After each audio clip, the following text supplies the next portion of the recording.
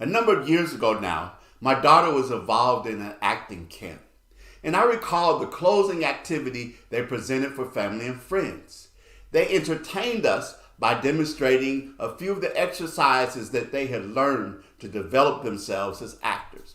The one that stuck out in my mind was one that was called the emotional party.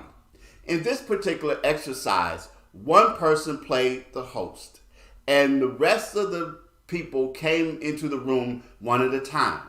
And as each guest entered the room, whatever mood they displayed, suddenly the whole room took on that particular mood.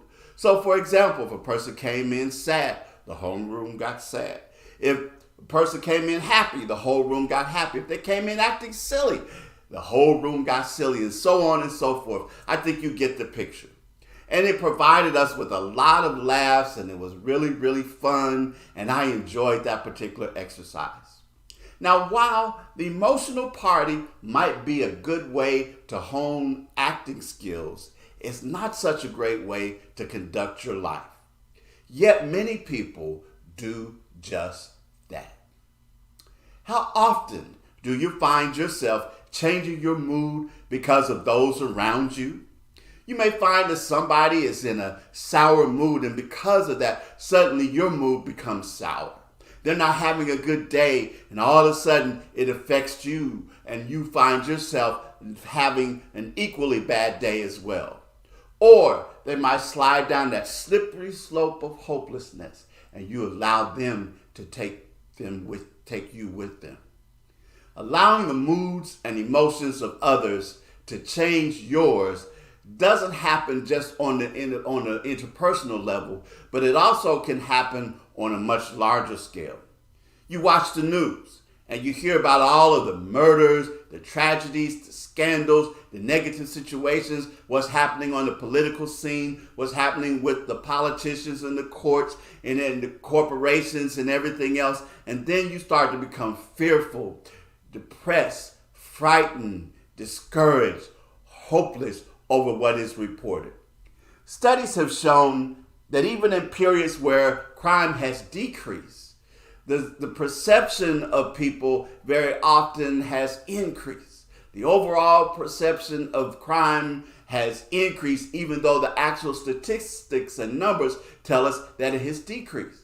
And in many cases, what we find is that those that are least likely to become victims of crime are also the ones who oftentimes feel themselves to be most at risk.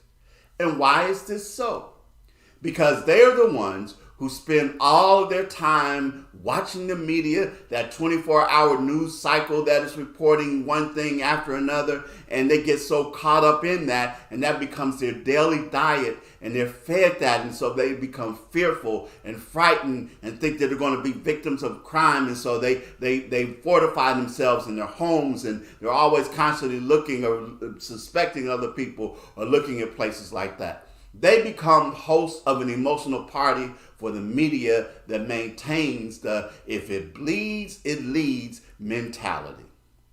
Einstein reminded us that no problem is solved from the same consciousness that created it. So I think that it's important for us to remember a few things. First, there are indeed outside events that we may not be able to control.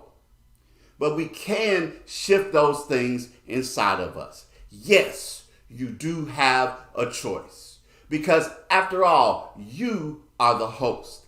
And you decide what you let into your consciousness. You can decide that you're not going to let those kinds of things that are being broadcast all the time and talked about and all of those things to be living in your mind rent-free. You can decide that you have know that you have a choice to not live your life in an emotional party where it's determined by things that are external, but deciding that you're going to make a choice to allow your internal influence to be the most powerful thing, because you are the host.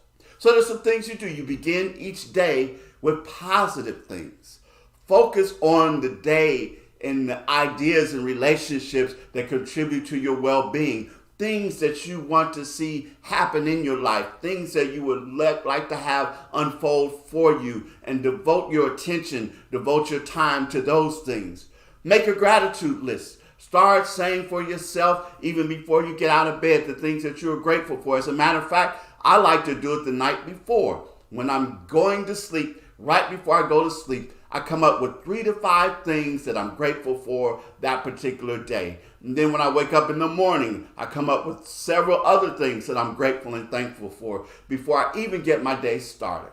I'm telling myself all the time how wonderful and how powerful things are, that this is a day, and I like to use this phrase all the time, that is filled with promise, potential, possibility, and opportunity. It's a way for each of us to host an emotional party that is beneficial and that provides for our well-being rather than takes away from us.